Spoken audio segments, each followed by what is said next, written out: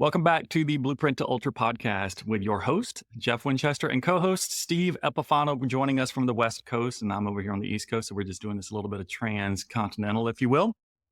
We are excited about today's show, and as you know, we have put together this show with our primary goal to help you put together your next blueprint for your ultras. And so joining us today is a guest that we think will help you do just that. Now, first off, you should know that he is a family man. He is married. He's been married for 16 years, has 2 daughters, and is a huge Dodgers fan. Oh, come on now. Don't even do that. Okay, that's not exactly true. He is a Yankees fan, but with the World Series and how it turned out, sometimes you just have to have fun and set your guest off at the beginning. So if you're listening and you're a Dodgers fan, understand, don't hold it against him because he truly does love the Yankees. But since you won, it really won't matter. But seriously, he started running ultras officially in November of 2021. And he completed his first ultra. I said completed because he had a DNF before, but he completed his first ultra in September of 2023, first 100 miler rather, that is. Mm-hmm. And most recently in September of this year, he ran the Wasatch 100 and the Bear 100 3 weeks apart, back to back. So that's what we're going to dig into today. And so I want to invite you to stick around if you're curious how you too could pull off a back-to-back 100-mile races within 3 weeks and live to tell about it. When I say live to tell about it, I'm talking about just personally, physically, also with your family and everybody and all your other commitments. And so if that's something that you're curious about, we invite you to join us today and hear from our new friend, Mr. Ryan Head, on this epic journey that he went on. And so Ryan, welcome to Blueprint to Ultra. Hey, thanks guys. Thanks for having me. Appreciate it. Good to have you here. Yeah, thanks. Yeah, we are real excited to get to know you. Before we started recording officially, I told you that I've followed you for a little while now on social media. We've been social media buddies, if you will. So this is the first time we've got to meet face-to-face or virtually face-to-face because we are at least on camera. But it's really nice to meet you and excited to kind of talk a little bit about this journey you went through this past year. But before we do know that you haven't always been a runner. And when I say haven't always, I mean, most people weren't like out of the womb starting to run.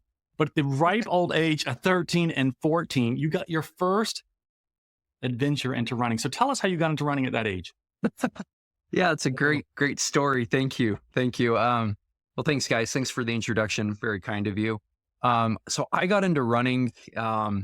So I mean, right, like as kids and all that, we're always playing like tag and all that. And I don't know if like it ever hit or clicked with me at that time, but when I was either 13 or 14 years old, being a dumb teenager, I was mouthing off to my mom and just giving her the business at a store. And anyways, she kicked me out of the car and was like, you get to walk home. And it was 4.5 miles home. And I remember thinking at the time, like, I was so angry and I had like so much, rage or whatever for being a teenager. I was like, fine, I'll walk home.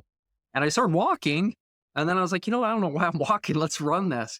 And so I just took off running and she would keep pulling up and like, hey, get in the car. And I was like, leave me alone. And I was just a stupid teenager, And I ran the 4.5 miles home to my house. And I won't say what happened when I got home, but there was some definite like thoughts that I was like, I actually really like that. That was fun. Like running and like the energy and just like, I don't know. It just felt fun. And then, I decided to join the junior high track team that year, ran the mile and really enjoyed that. That's it. That's how it started. That's where the stubbornness began. I'm sure you had all the proper attire and everything like that too, coming right out of the car. Were you running in jeans? Oh yeah. Because it was like January, it was like jeans and my Vans shoes. So yeah, like I was like spot on, man. Like this is like retro, like 80s ultras where they were like any shoes they had, they just went out, which is awesome. So classic. Yeah. That's fantastic. Well, continue the journey then. So in middle and high school, I guess you started running and doing a little bit of track and everything. Did you continue to run after that? No, surprisingly not. I was I love baseball, football, basketball. Those are kind of my sports. And, it was funny because I always liked running. It kind of like, I don't know, like I know people always talk about they're like, oh, the burn or their legs hurt. I still don't really get that. I don't know why. Like, I mean, it does hurt. Like, I'm not going to kid yourself, but it's always manageable. It's always been manageable, pain threshold for me. So I don't know. When I got into junior high and high school, I played football for my high school, and it was funny. We played for a really good team here in Utah back in the early 2000s, and we were like back to back state champions. So our coaches like had this like high expectation for us, and so whenever we got in trouble, right, if we like mess up in a game, they're like, "You guys are dead. You're going to run ladders or whatever, like run up and down the 5-yard lines and 10-yard lines." I never hurt. It was like, okay, like I'm good with this.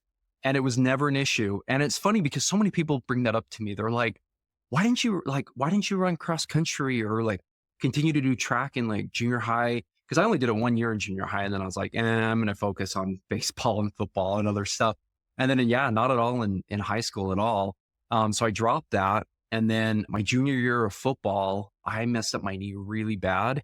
Had a very bad accident with my right knee and had to have it surgically reconstructed. And then, if that didn't do well enough, the very next year I did it again playing basketball. So right knee's been reconstructed twice. And yeah, and that, I'll be honest, at that moment, the running kind of came to an end for quite a few years because I was like, it was like my knee does some weird stuff. And now, even to this day, and I'm just like, okay, well, I don't like the way that feels sometimes. And so I once I was like out of high school, I kind of stepped away from it for a little while. So you had the same knee, reconstructive surgery on the same knee, 1 year apart, really? Mm-hmm. Wow. Yeah, and it's been a journey. Let me put it that way. It's fun. Let me tell you, running downhill on junky trails. It's the best. It's got a little spring to it. Oh yeah. It doesn't want to move as well as the left leg, so it's fun times.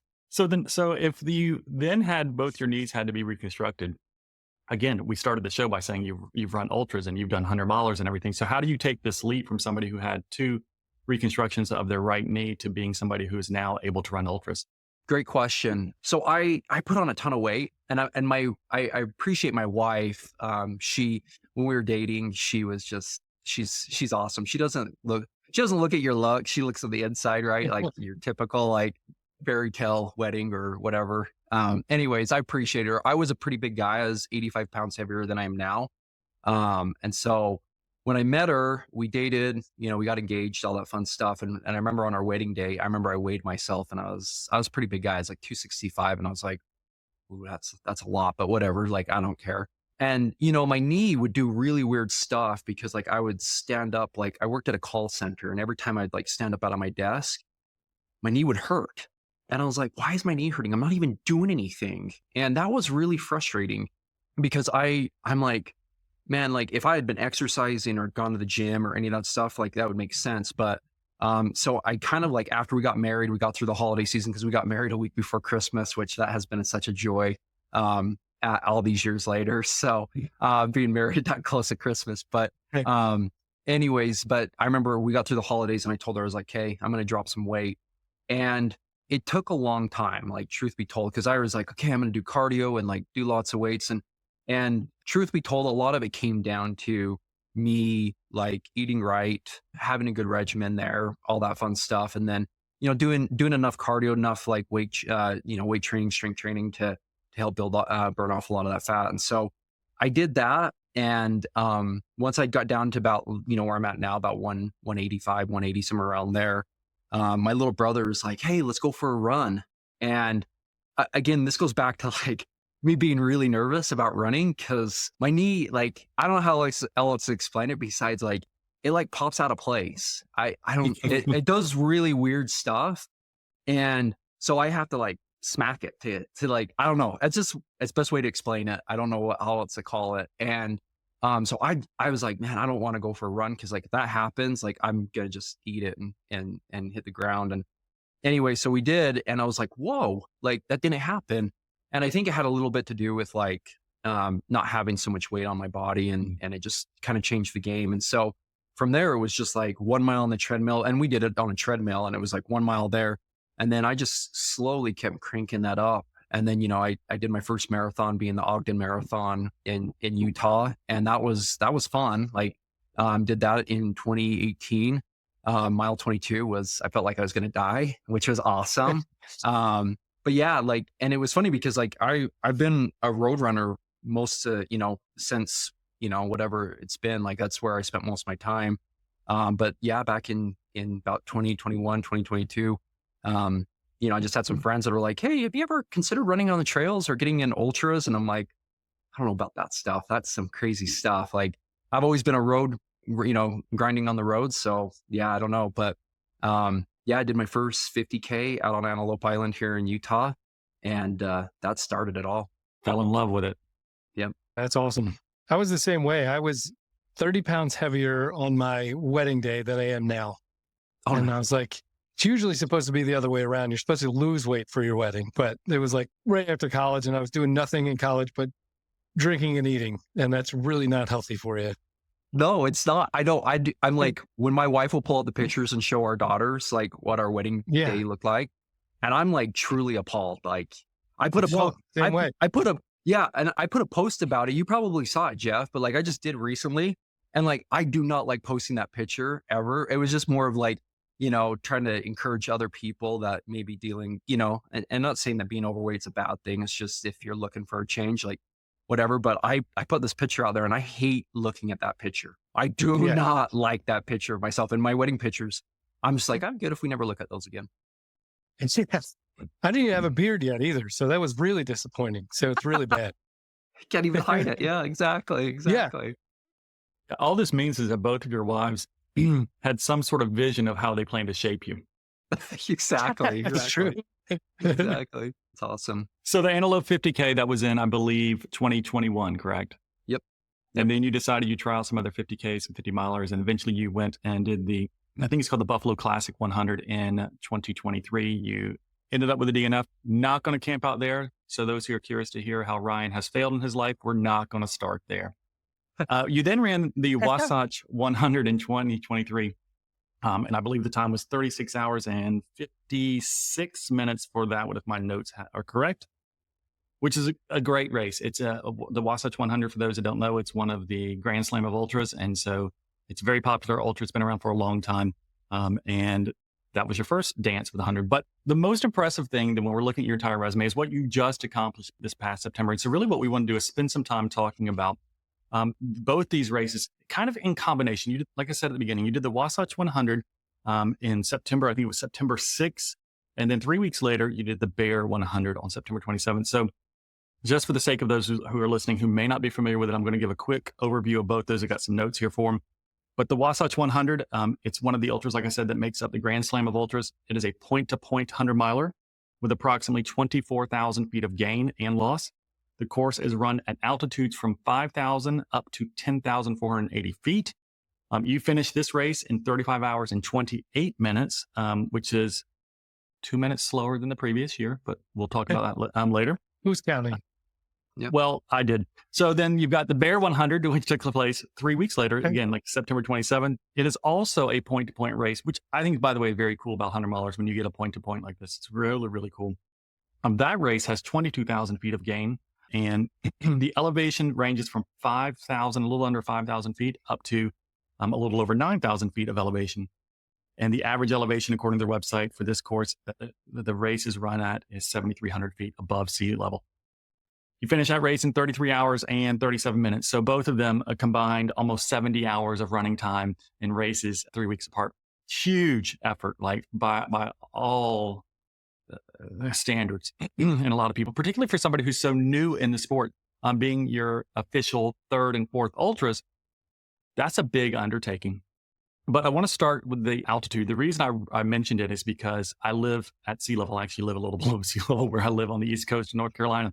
And the idea of me running those races is terrifying. I've been out to Bryce Canyon. I'm in Utah. We went up to 9,000 feet. My wife and I, we were laughing like, wow, you can notice a difference on just climbing up through some of these trails. And so I need to start for those who are listening. Can you first tell us, do you live at 5,000 feet and above? Like, what is your current altitude that you live at? Yeah, I know. I'm like, should I look at my watch really quickly? It tells me 4,253. That's what it says. So you're at a good space. Yeah. Yep. I'm sitting at 97 feet above sea level right now. I love it. Love it. Yeah. Yeah. Yeah. And so a lot of your time is spent close to what's considered elevation. For those who are listening, you're trying to figure out when do you start having physiological issues or adaptations at elevation. It starts around 4,900 feet of elevation, and so you're right at that cutoff, just where you live, which does help you in taking on races like this for sure. And for your training itself, do you spend some time above that in just your training runs? Yeah, I'm really fortunate. Most of my runs, if you check out where I run on Strava and on any of that fun stuff, is I spend a lot of time actually on the Wasatch 100 course. I live right at the very start. Not right at the start line. I drive up to it, and usually there's lots of trails that branch out everywhere you want to go. And so, yeah, when you get up there, I think it's probably about around 5,000 feet, and then you can just keep climbing up. And I mean, that's where I do all my training. That's where I spend most days. And it's nice because you're completely right. Like that's the biggest game changer, I think, because I ran with a few people this year that lived in like Iowa and whatnot. And if they're listening, I'm not giving you a hard time, not teasing them too bad, but my heart went out to them because they're like, this is rough. And I'm like, yeah. If you haven't been doing if you haven't been doing climbing up mountains and getting the elevation exposure, yeah, it's gonna be rough. That's invaluable to be able to run on those courses like that. And it's huge to be sitting at where you're sitting, because even if you're not doing anything, you're starting to be acclimated to the altitude anyway. Yeah, there's a friend of mine who lives here on the East Coast. She, her name's Avery Matthews. And so if she's listening, hi, Avery. She just did the Grand Slam as well. She finished the Wasatch in 33 hours. And I don't think I realized the difference in altitude. So I am curious to talk to her again to kind of understand a little bit more from her, like what was her experience like? And did that have some sort of impact for her? Because we know that there is a period of acclimation that if you're not used to that environment, that you want to arrive at a race basically within 24 hours of the start is kind of what the recommendation is, because you begin to experience the effects of altitude sickness, if you will, once you get between 24 to 72 hours is where it begins to show up and everything. And so if you can't get to the race a week in advance to acclimate to the altitude, then you want to kind of get there right before it starts, because that window of 24 to 72, you can get sick and it can impact you. And a lot of people aren't expecting that. Yep. Which is good, because if you get there the day of, you should just try to finish the 100 miler in less than 24 hours, and then you won't feel it at all. Yeah, but just suck at the end, won't it? Exactly. So the first question, other than the altitude, why back to back? Like, again, we could unpack both these races, and we're going to talk individually about some of the things that stood out to you, but you chose to sign up for both of them back to back. Why? Yeah, that's a really good question. After I did Wasatch last year, or in 2023, I remember, peer pressure is so bad. I have a couple of good friends here that they did the back to back and of Wasatch, and then 3 weeks doing Bear. And I remember them kind of talking to me, and they were like, yeah, it hurts, but you'd be surprised that if you put the training in and you had a good training block, you'll be surprised at how well you can actually do with it. And I remember that just kind of stuck in my head for a while. And I was like, yeah, I mean, I would say that this year my training block was a lot better than it was the year previous.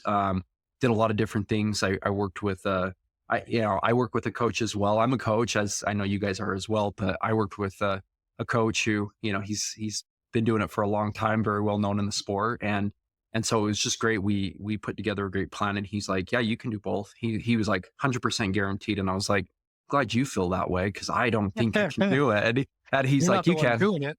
Yeah. And he has, like, he's done it multiple times. And so I was like, okay, like, here we go. But it was really good because, yeah, like, I don't know, I had a really good, like, support crew, whether that's my family, whether it was my, running coach, whether it was my my crew and my pacers are like, we got your back. Like, we want to help you get through this. And then it was just more of like, I want to see if I can do it. I don't know. I kind of have that mindset. I've always had that mindset. Like, why not me? Like, why can't I do it? And that's kind of permeated throughout my life, whether that was with like college, whether that was with trying to get into my professional career. Like, why not me? Like, why can't I be the one that has that job or that degree or whatnot? And so on and so forth. So it was good. It was really fun to kind of set that as a goal and say, okay, like, time to put the work in. And like I said, I did more training, spent more time on the course, more time climbing mountains over and over and over than I've done in years past. Yeah, I think that's huge that you brought up the training block. because I try to tell a lot of my athletes that you're not just training for the race, you're putting in a good training block so that you can survive after. So you're not completely wrecked. So you can go to work in like a couple days, things like that. One of my athletes just finished his 100-miler, his first 100-miler that he did. He was surprised at how well he was recovered. I was like, well, that's because you put in a really good training block, and you can probably go gut something out. There are those people that can just gut it out, but then they're wrecked. You don't want to be wrecked for like a month after. That's why you do this training, so that you can just be a normal person for a couple days after. I agree 100% with that. Like, I'm not going to say like I wasn't like you always have your little things like I had some blisters on my feet and stuff like that. But like you said, like, and this is not to gloat because you hit it right on the head. And like, that's the thing I tell so many people because, you know, the running community here in Utah, you know, especially in some of the stuff I've been working on with our running group is awesome and amazing. And they're like, how do you run like 4 days, 3 days after running 100-miler? And I'm like, it's all the work you put in. It's all the work you put into the training block. Like, I mean, your races earned in your training block, how you recover, how you feel after. And, you know, like you said, I think people can gut it out. I do, because I think it's a mental mindset. But yeah, I do. I think it's the game changer. So for those who are listening, I do know who your coach is. I've done my own trolling of you. And I believe are you still working with Carl Metzer?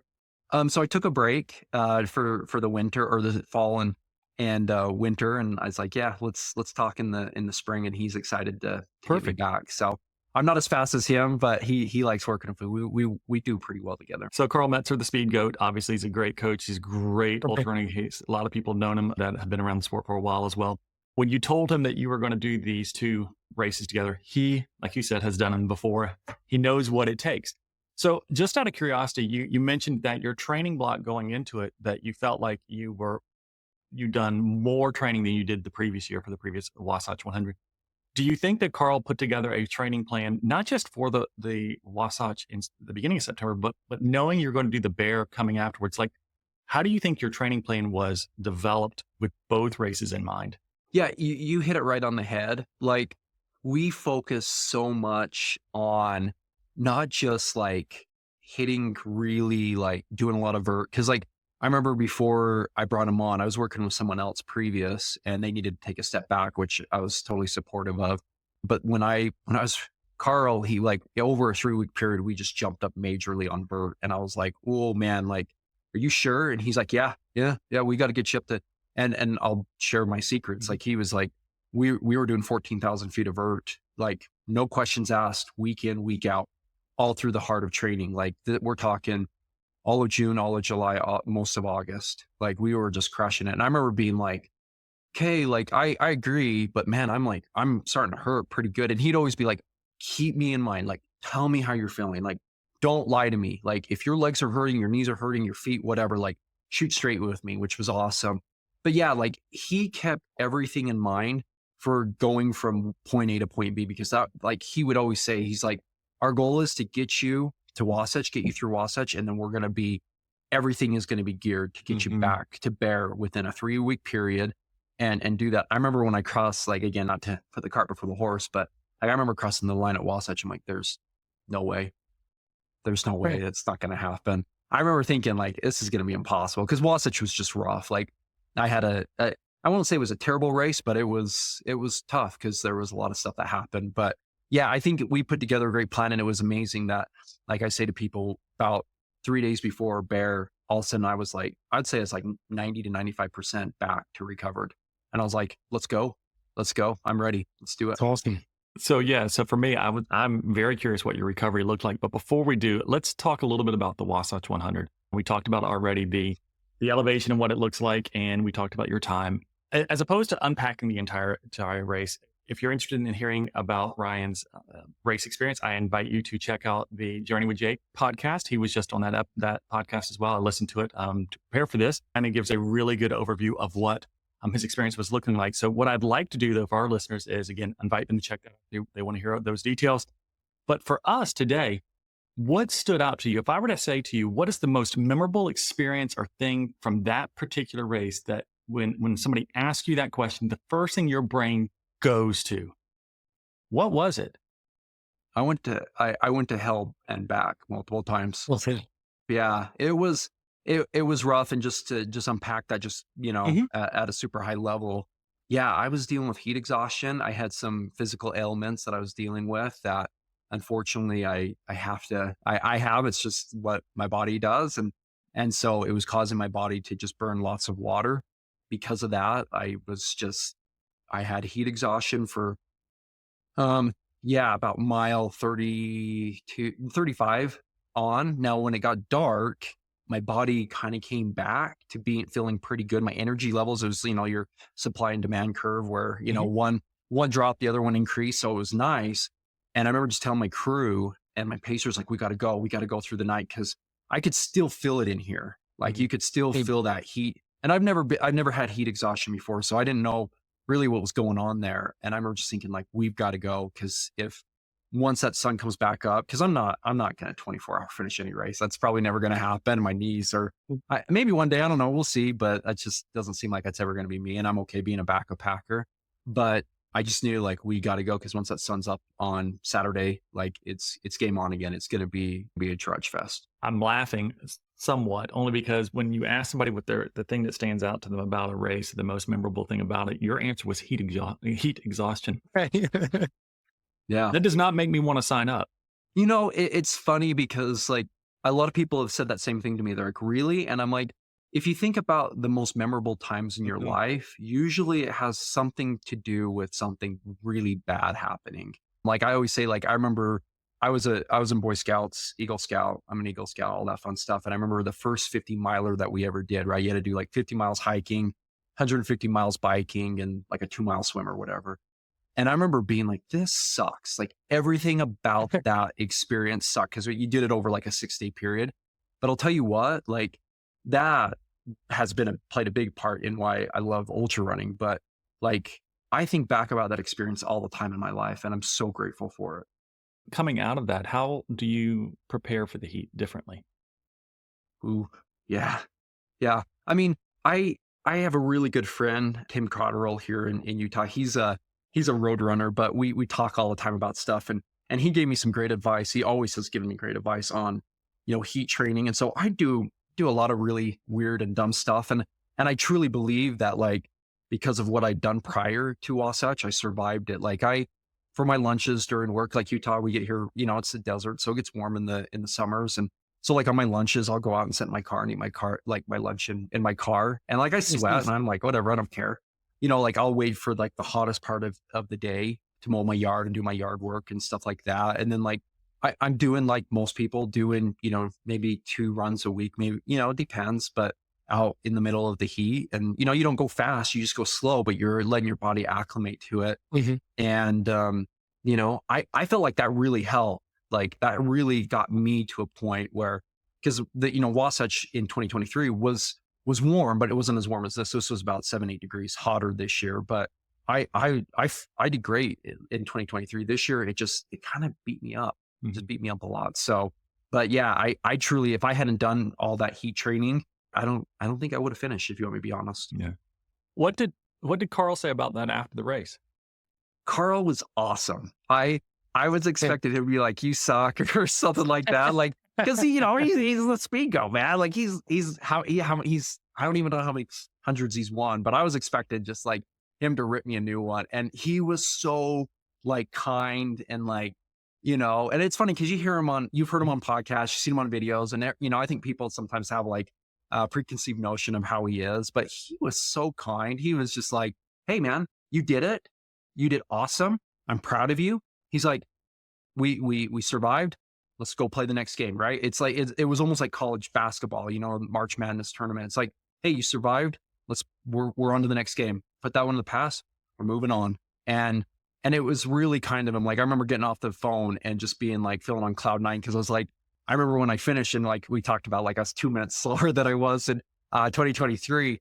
And trust me, my crew was giving me grief about that. They're like, "Come on, man, you're Jacob Bateman of all people was like, come on, man, like, you got to beat that time." And I'm like, bro, I feel so sick right now. And I was really delusional. There's some fun stories, and I've shared that on Journey with Jake. But, like, I was so delusional at times. I was like, I don't care. As long as I get across the finish line, I don't care what my time is. Like, I just want to survive. And I think that's the beauty of Bear. I mean, right. Bear is an easier course, I think, but like, I think that's why I got the time that I did at the Bear 100 is like, I'd put all the work in and I didn't deal with all the heat. I wasn't dealing with all the blisters and all the other mistakes that I made. And it's just a good day, man. Bear was just a great day. Did you put any type of like tactical things like cooling? Because we just released an episode with Chad Bruce and he talks a lot about ice bandanas and an ice hat and stuff like that, where that really kept him moving through his races. Have you done any of that or put any of that in between? Yeah. So great question. So, I shared this on Journey Jake. So all your listeners, if anyone did Wasatch, which I'm sure, obviously it sounds like some did, they'll shoot me for this, but maybe they weren't after me. But I was so hot at parts of the race. And I know, like, you guys probably know, like the places you put water to cool yourself down. Sorry, guys. You're going to be like, don't say it. Don't say it. Pause. I'm only laughing right now for those who cannot see. I am laughing because I actually listened. I know what he's going to say. And Steve, I don't think listened. Steve, I'm sorry. Well, it's all right. It's all fair game in ultra running. Yeah. Oh yeah, it's fair game. And it's fair. Please continue, Ryan. Yeah, because I was just so hot. I remember at the Alexander watershed, I was just dying of heat. And so I have a great friend, Mark Frad, who's just like, he always reminds me where to keep myself cool. And so I got to that aid station. It was like 87 degrees or something. It was just so hot and I was dying. And so they had this big bucket and a sponge. And so I just kept that sponge and I'm like back of my neck, under my armpits, down below, man.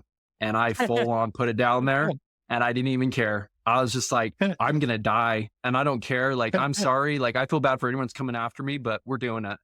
And so that was probably like, I would try to get water at every aid station when it was hot. But the other things that I would do is I have some really good gear. Like I'm a big Columbia, professional fishing gear, PFG stuff. And it reflects the sun away. So I do that. I have a really cool Nathan hat that has you can put ice cubes in it, which I'll always put that on and put my hood over. So it kind of keeps them there for a little bit longer instead of melting away. And then, every aid station, I'm always trying to swallow ice. Because Carl would always say, you want to get as much solid ice in your belly because it's just going to set there. Now, obviously, right, it's going to melt eventually, but he's like, if you can get it in there, it's going to cool your core down and it's going to make you feel a lot better. And so those were some of the things that I would do to try to like keep myself cool, in between the aid station or when I was at the aid stations, and then would get me firing back out there. They put that sponge in quarantine after you left. Man, I'm going to tell you what. The next person just rubbing it all over their face and their back. I seriously felt bad. If Ryan's in a race and I check on ultrasign up, I'm not running it. He will do some nasty stuff. You got to make sure you're ahead of him. I know. I felt so bad, but I was like, guys, I got to do it. So anyways. Well, hopefully the race director won't be listening to this podcast because you will be banned from the Wasatch 100. No, you won't be. Yeah, exactly. Exactly. That's fantastic. So the goal, what I was hoping to get a little bit, as Steve and I kind of prepped for this episode, what we talked about was, again, it's not a lot of people who run a back. And so we just want to spend, like you said, just a few minutes to talk about the Wasatch 100. You experienced heat exhaustion. You dealt with a lot of cooling strategies that some are great, some are confusing. And then you've also, right, I heard like on the other one, you had a lot of feet issues. You've touched on the fact you had some GI issues and you had a lot of blisters. And so the thing that is hard for people to understand is not that you survived the Wasatch 100. It's that you then 3 weeks later were physically able and mentally able to run another 100-mile race. And so people will schedule their races. Runners will schedule their entire calendar to pick one race that they want to focus on. And it will come at the expense of maybe another race they want to do. But what if a runner is interested in trying to run two races that are within a month of one another? How did you personally recover? And what do you do for recovery to get you to where you could then start the Bear 100? Yeah, great question. So as you guys know, like I got through the finish line there at Wasatch and I was pretty beat up. I gotta be honest, and I shared this, I think, previously, but like my legs, my knees, nothing really hurt. Like when I finished Wasatch in 2023, my hips were killing and they killed for like 2 weeks after. And I fixed that problem this time around. I was like, I'm going to make sure I'm doing hip thrusts and some other stuff to keep my hips, healthy and strong and all that other fun stuff. But I remember like 2 days later, I was like, I'm not even hurting. Like I don't hurt anywhere, outside of just general fatigue and whatnot. But I think where it all starts, and it kind of goes back to what we were talking about before, it starts with the mindset and your training block. You have to be able to push yourself and be putting in, the time and energy. Like I always say, like, and Carl has shared this before too, but like, you're always nickel and diming. Like I'm taking every penny I get throughout my training block and I run with it, right? Like, what kind of a day are you having? Are you having a 1 penny day, 2, 3, or a 4 penny day? And right, if you're doing 4, that means you're like, you got to run in, you hit some strength training, you're doing stretching and you're eating right. Right. And then you can even do more than that. If you hit a sauna, if you're, whatever, like there's all these ways to get pennies every day. And I'm like, you're going to cash them out eventually. And if you have that piggy bank's full and you can just hear it shaking, like you're going to feel so good come race day. So for me, that's like when I went and did Wasatch and I got done, I was like, man, I'm not as bad as I thought I was going to be. Like I thought I'd be completely wrecked like I was the first time, but it really started in that summer and all the grinding I did and all the, there's a kind of a fun 19-20 mile loop where you go up the mountains. You essentially follow the Wasatch 100 course and then come back down. And I did that like all the time. I was just constantly doing that, getting about 7,000 feet of vert in just one run. And it's just putting the work in. And that's what I'd say to anybody is like, if you're struggling with confidence or you're like, I don't know if I can do this, like it really comes down to putting that work in and believing in yourself. And trust me, like I remember my first 100, I was scared because like I was pacing Jacob Bateman on his Scout 100, his last 100 miler. And I remember kept tripping on rocks. I kept like twisting my knees or my ankles. And I was like, this is going to be awful. Like Wasatch is going to be just a nightmare. And I think it's just getting back out there and doing it and believing in yourself. And so, right, like once Wasatch ended this year, I was like throwing on my compression Normatec boots. And I was like every day, 2 to 3 times a day, just trying to get the blood flowing, getting all that. I ate really clean as well. I avoided like anything with like high sugar, high sodiums, like any of that fun stuff. I mean, I need to replenish my electrolytes, of course, but I was trying to avoid any foods that were like highly processed and even a lot of dyes, all that kind of stuff, just getting a lot of protein and just trying to get my body back to feeling really, really good. Doing Epsom salt baths or feet baths for my feet, trying to get those healed up as quick as possible. I mean, I knew blisters would heal within a week or so. So I wasn't too worried about that, but I was like, let's just work on that. And then what Carl said, which was really good advice, was he's like, and it worked for me. And I've had other ultra runners tell me this, is they're like, if you're going for the double, that 3 weeks in between, take a couple days off, let your body heal, but none of your runs need to be long in between the 2 races. All you need to do is get your heart rate elevated, but you don't want to keep it there forever. What you want to do is you want to try to maintain your fitness level without causing your body to pull a muscle, tear a muscle, hurt a ligament, tendon, whatever, right? Like that's the goal, is to avoid that happening. And so the longest run I did in between those 3 weeks was like a 10-mile run with some friends and whatnot. But for me, like a 10-mile, like, and again, that, right, it's to each their own, but like to me, a 10-mile run's like what I usually do most mornings. And so I was just keeping up like 5 to 6 miles max every day, just trying to get my heart rate up a little bit and then bring it back down, keep fitness up and just keep my body loose. And I think it's different for everybody, but I feel like if I'm doing like active recovery, I can do that. And it works really well for me. It allows my body to feel pretty good and it keeps me loose. Cause I feel like if I don't move for like 2 or 3 days, I feel like I get really stiff and then I'm like trying to really like loosen everything back up. So that's what happened. Like I think it came down to like, and sorry, I forgot, of course, hydration. Like I was hydrating like a crazy person. Like I was constantly just drinking like 150 ounces of water every day. I was just like, just keep going. Like, don't even stop. If your urine is clear, like doesn't matter. Let's go. Like keep it going, like nonstop. So yeah, it was a process, and and me and Carl talked quite a bit through that process, and it was good. yeah, he's like, I think you're going to be ready. You're going to do great. So it's one thing to physically recover, but I mean, true. That's what Like it- the other Oh side, yeah. running 100 miles is mentally fatiguing. We talk about the fact that to complete 100, it takes a lot of mental effort. It's not just a physical effort, right? We all know that. But when runners I work with, even myself, if there is a time after I've completed a massive effort that there is a mental fatigue that just comes through, and that can be a week or 2 weeks later and stuff. How did you stay? I'm going to say it this way. How did you stay in the game for the Bear 100? Because I'm assuming because it was coming, it just forced your mindset to kind of be there. Is that what helped kind of get through the mental fatigue of it? Yeah. Kind of like I mentioned to you guys, like I remember getting to the end of Wasatch, and like I was driving home with my wife, and we're talking, and there was a serious like fear that came over me. I was like, I do not feel good right now, and I got to go do this again in 3 weeks. Now less than 3 weeks, 2 Right. weeks and 6 days. I'm like, holy cow, like this isn't good.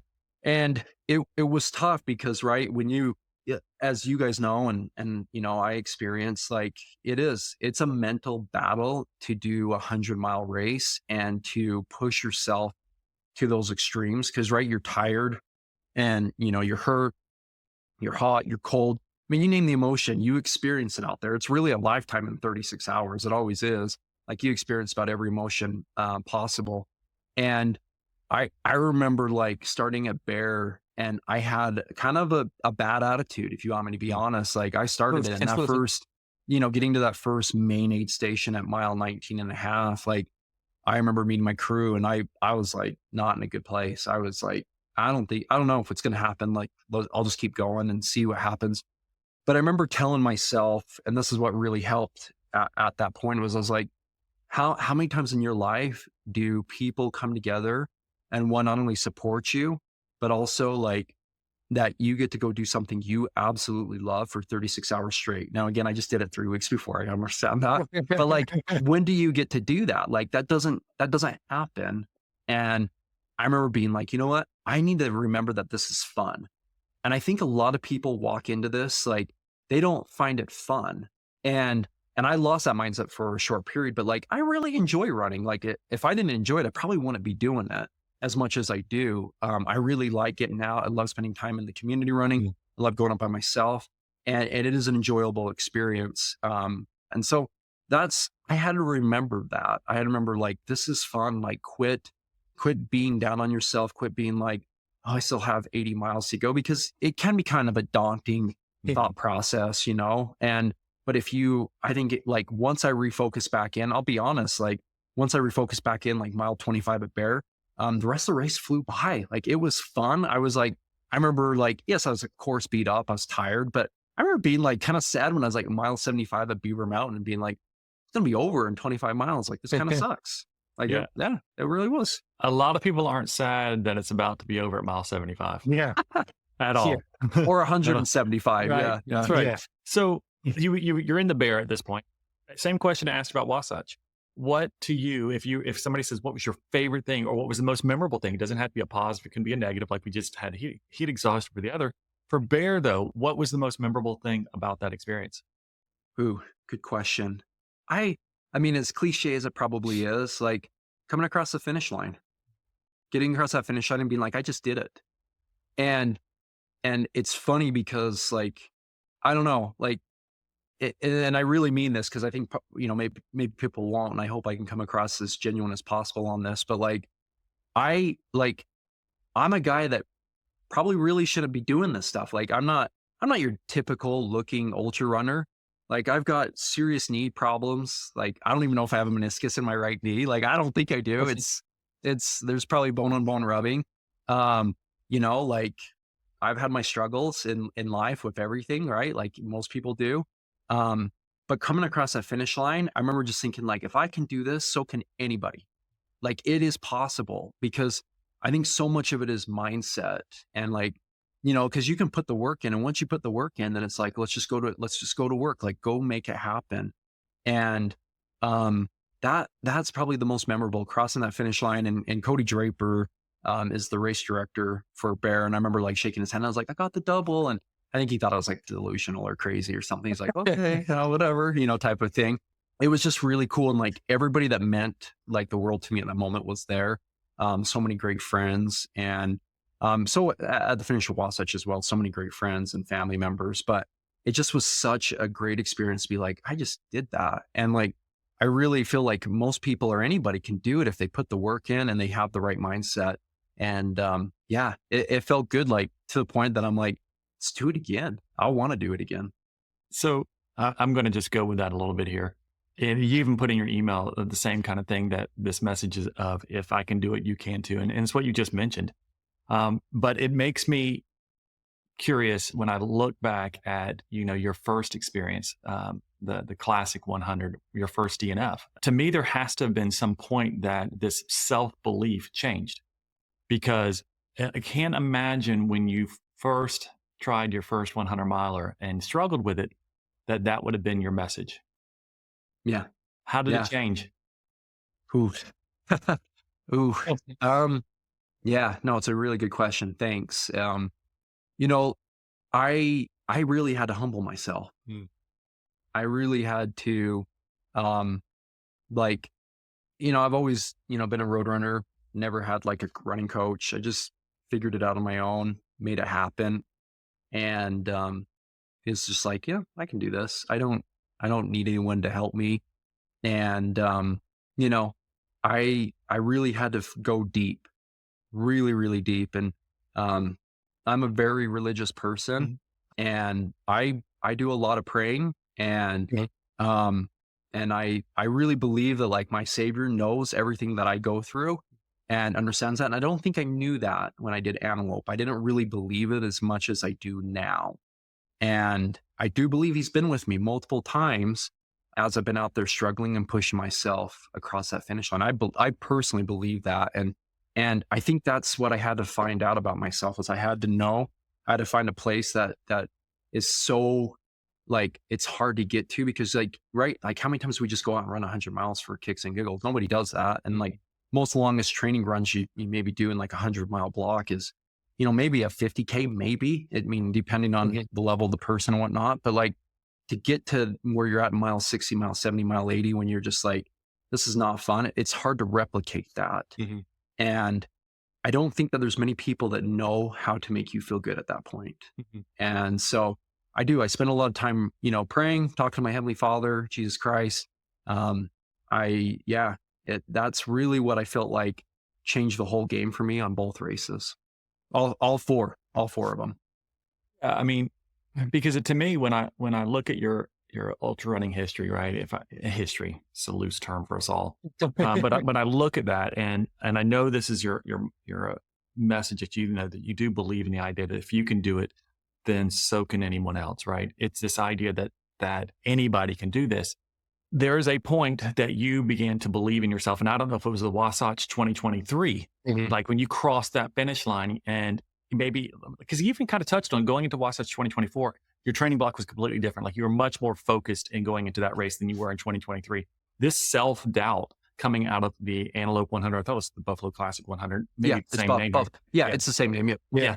And coming out at the beginning of 2023, I think it was in March, then getting into September where you'd finished the Wasatch 100. You did go through this point at some point, maybe even after 2023, where you're like, holy crap, I just proved this to myself.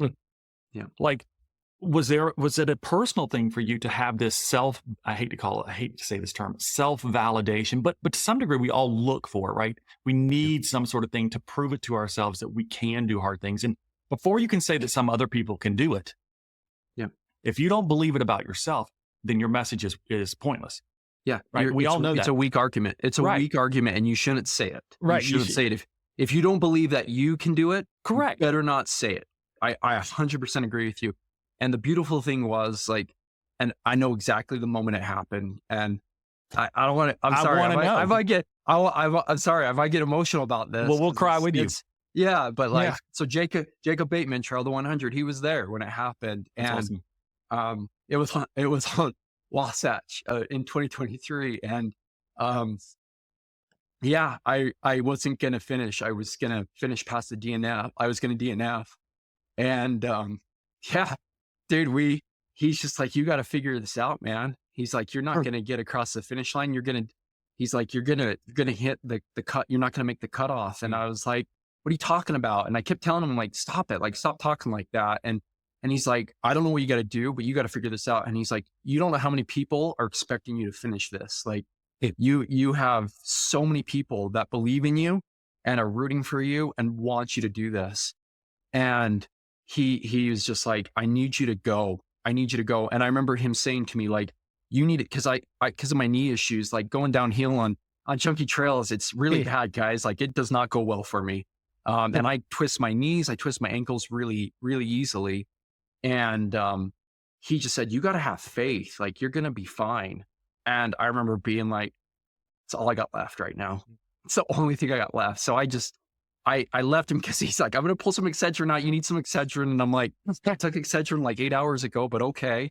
And so he was pulling it out, and I just started going. And I said, I remember I said a prayer in my heart, and I said, this is all for you. Like, it is for you. I believe in you. Like, please, like, help me get through this. Like, I just want to get across this finish line.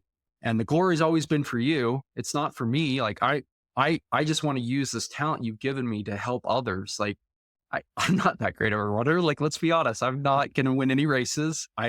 All I'm trying to do is help others maybe find something that they don't know that's inside of themselves, because I think we all have it. And all of us runners can relate that there's this serenity. I don't know what you want to call it. Serenity, a peace, a joy, you call it, whatever you want, that you find when you do these things. And I found it. I remember, like, the moment that it happened, and all of a sudden I went from 35-minute miles, right? Because I'm DNFing this thing, to a 13-minute mile. And we hit 13-minute miles, one after another, after another, after another, after another. And we got all the time back, and we hit basically like the second to last aid station called Top of the Wall. And my crew chief's like, what the freak happened? Like, he's like, dude, you shaved off all this time. And he's like, you're golden. Like, you're basically good. And Jacob would tell you too. He's like, there was something that happened there. He's like, I felt it. And that's when I really started believing in myself. And I always remember that point. I remember, like, you did something really hard, and you are capable of this. And if you put the work in, you can do this. That's a great story. Yeah. That's incredible. Thank you. Yeah. I'm going to continue the storyline on this a little bit. When you go through some sort of personal self-discovery, self-validation, some sort of, oh my God, like, I did this, and I believe in myself, and I believe that I can do something I didn't think I could do 4 or 5 hours ago. Like, whatever, at some point, right? You get to that point and you have that moment. You now are different. Like, ultra running has changed your trajectory, like, of who you are and how you see yourself. So coming out of that race, what did your life start to look like? I'm assuming it even changed. Oh yeah. I see the world so different now. And that's what I've told so many people. I'm like, you guys, things are just, I mean, you both know, you know exactly what it's like. And maybe it may be a slightly variant between how I see it versus you guys, but we all see it the same. There's an appreciation for nature. There's an appreciation for life. There is an appreciation for others who do this. Like, I'm not going to lie. I see other people cross finish lines, and it brings a tear to my eye, or I get emotional, especially when I see them just struggling so hard to get across that finish line. You know, I love talking to other people about their stories. Like, I have a great friend. Her name's Jill Wilkins. I definitely encourage you guys to interview her. She's amazing. She's done some great stuff. But like, me and her will just share stories, and it's not like I'm better than you. It's never that anymore. Like, road running, it's all like, road running is like, oh, I got a BQ time, or you know, and it's like, it's a gloating thing. Like, but in ultra running, it's so different. It's just like, hey, we all are here to survive. And I remember, like, both Wasatch and Bear this year, like, I was the biggest cheerleader of everybody out there. I was like, come on, let's go. Like, come on, I'm here for you. Like, I want to see you get across this finish line. You know, like, I have to work, and my boss might shoot me for this if he hears it. But like I remember being like in my 20s and wanting to climb the corporate ladder and be like, I want to make like all this money and all this. Doesn't matter anymore. Doesn't. Like, there is no amount of money that can bring me to happiness, I find now. Yeah. No, I mean, I see that completely. And I say, one, I quit my high paying job because of ultra running, because like it made me believe that I could do something else that's outside of that. So that's why I became a full-time coach, and I have no backup plan. But two, my favorite part in any race, and I've told this before, is when your mind and your heart both agree, and your body, they all agree that there's no way that you're going to take another step. And then whatever it is, for whatever reason, you get to take that next step, and you just do that repeatedly. That's, for anybody to experience that, that's the best feeling in the entire world. And that's kind of what ultra running is all about. Yeah. It's funny you say that, because I was pacing a good friend of mine this year. She actually paced me as well on the Bear 100. Her name is Joe. She had that same experience. She did her first 50 miler, and she was like mile 32, and she was just GI issues, just, the whole kit and caboodle. And she's crying, just struggling. And I was like, Joe, like, it's okay. Let's stay in the moment where you're at right now. I said, but you can do this. I believe in you. And I'm like, you need to believe in yourself. And I remember her, when it clicked with her, and she just started like tearing up. She's crying. She's like, and she started like charging down the mountain. I was like, wait up, I gotta stay with you. And it's just a beautiful thing. You said it perfectly. Like, when you find that next step, all of a sudden, boom, and you can go. Yeah, it's the best part of the race. Yeah. It's funny, because part of our show introduction that we have that we put before each of our shows, we talk about the idea that we believe in the athletes and the runners that we both coach, but also that are listening to this episode, that sometimes people don't believe in themselves enough, and they need people around them to believe in them enough to push them forward. And that's what we want out of people who take the time to listen to what we're trying to do, is that they may question whether or not they can do something, but we believe that they can, and sometimes they just need somebody in their corner that will fight for them. And you even had, like you said, Jacob, who decided he was going to believe in you more than yourself and push you and just say, whatever it's going to take, like, you're going to have to get it together. And that's sometimes the nudge we need for us to have this moment of whatever personal reflection we have to do, and kind of make the synapses fire in a different direction. And it can be life transforming. And so I'm proud of you. Like, I think it's fantastic for you to be able to share your story, to be able to talk about that, to kind of talk about how running has transformed really your identity of who you see yourself as. I can only imagine how it has changed you as an individual at work. I know you said apologies to your boss, but your boss probably likes you more now. And it's probably changed your relationship with your wife and your kids, like all of those things, when we begin to get a healthier perspective of ourselves, right? And we begin to believe in ourselves, it can change the lives around us. And I think it's huge. And so congratulations on that. And if it took, 1,500 DNFs to get to that first finish, then that's what it takes. And I tell the athletes I coach, and Steve, I'm sure you do as well, like, I'm here for you. We're going to go through the rough stuff together, whatever it takes, but you can do this. And they just got to do the work to kind of get there. And so, yeah, I don't have anything else I want to talk about on that. Steve, is there anything that you got? Because I would like to go to Coach's Corner unless you've got something. Yeah. No, I think that's good. I think that was great.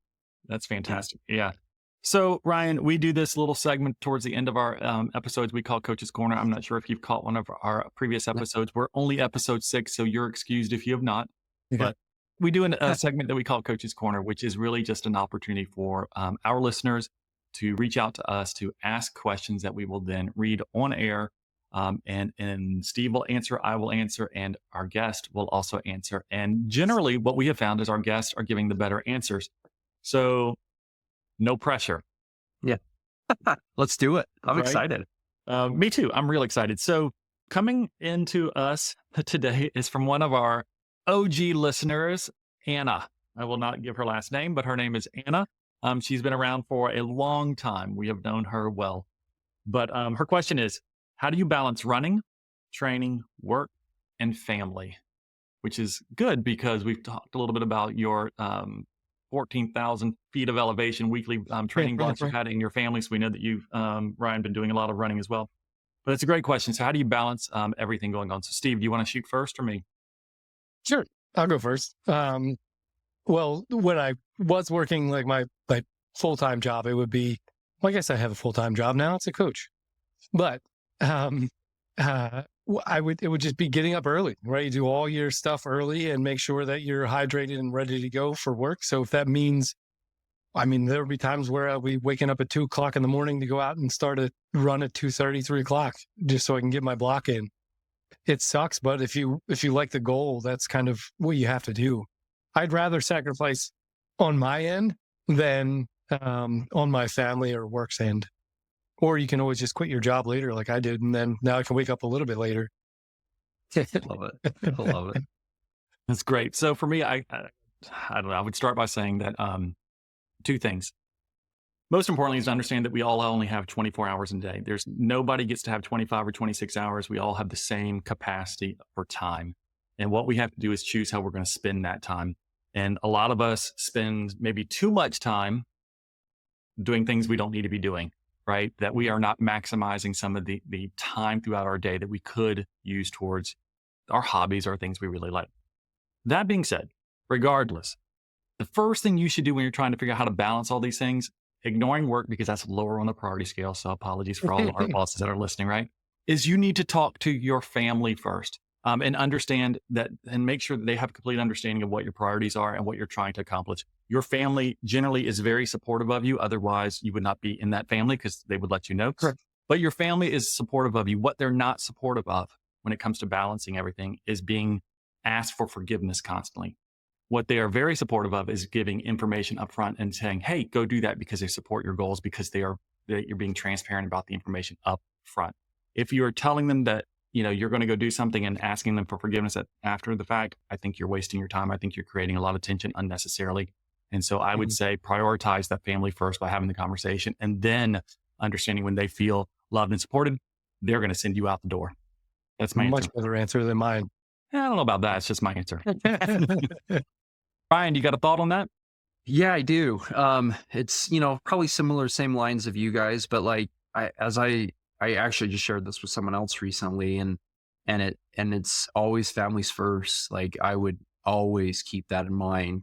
Cause like whether it's running life, whether it's, your professional life, whatever, if your family life is suffering, you're not going to be good at running and you're not going to be good at working. You're just going to struggle. Because it's going to be on your mind always. And so it's like, it just seconds what you both said. Like, you do got to make sure family's okay with it, spouse is okay with it, kids are okay with it. And finding that happy balance and, basically just, and like what you said, Steve, like you do got to get up early. There's, especially when I'm out doing the vert and the mileage that I was doing, all through the summer, spring, summer, and, leading into the races. I'm getting up at 3 o'clock easily, each morning. And so I could drive down and do part of the Wasatch 100 course and, going to doing 20 miles there, just so I could be back by like 10:30, 11 o'clock and I can be a dad again. Right. And help make that all happen. And so, it's, and you do got to be careful because, right, like you can't sacrifice too much sleep, but you got to be, find a good balance and all that other fun stuff. But like, right, like I've had that, quandary before. And, there's people out there that are like, nope, nothing comes before running or your training block. But like, if it's my daughter's birthday or they want to go swimming and my kids are only little once, right? And I'm just like, yeah, I don't do it all the time, but I'm like, okay, sleep's going to suffer this time because I want to make sure I'm still a dad and all that fun stuff. And yeah, quite frankly, sometimes too, I'm just like, you know what? I've been killing it lately. We're going to take a day off. And that's okay. Awesome. I think that's the number. Yeah. And you guys know this because you're both coaches and I deal with the same thing.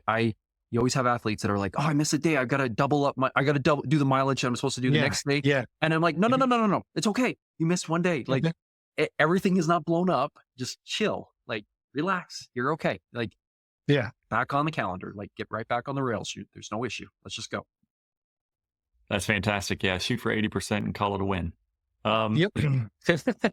Great stuff. Well, Ryan, so I know that you are over on Instagram as Rye_head, RY_HEAD.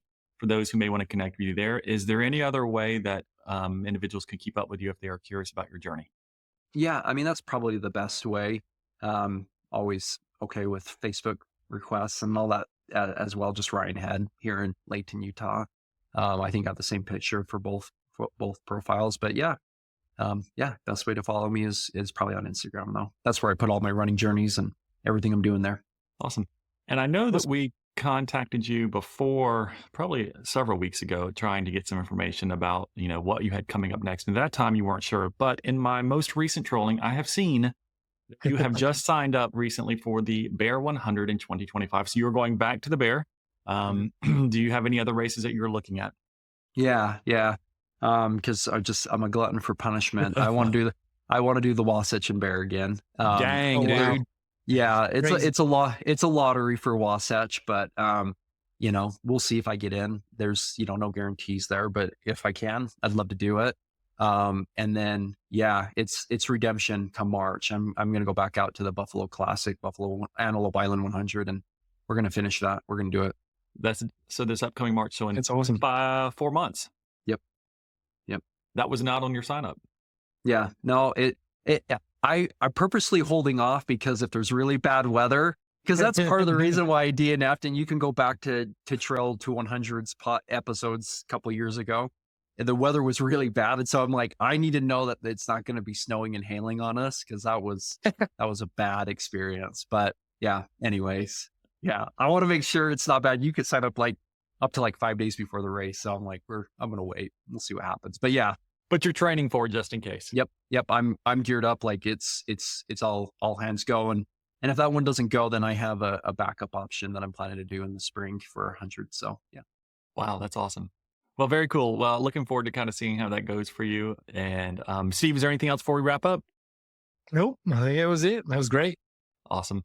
Well, for those, Ryan, first of all, thank you so much for joining us. We really appreciate you taking the time. Yeah, definitely. Thank your family for the sacrifice of you hanging out with us to talk about running, all things running every day, it feels like for all of us. Really appreciate that and appreciate them giving you the time to do that with us as well. For those that are listening, thank you for taking the time to download the episode to put us in your ears, or if you're watching us on YouTube, we say hi. Thanks for doing that as well. But make sure to give us a like, leave us a comment, send us a message, something, anything at all. We'd love to hear from you, get your thoughts on the episode as well. But until next time, Ryan, thank you so much. And for everyone else, we'll talk again soon. See ya. Thanks, guys. See ya. Yeah.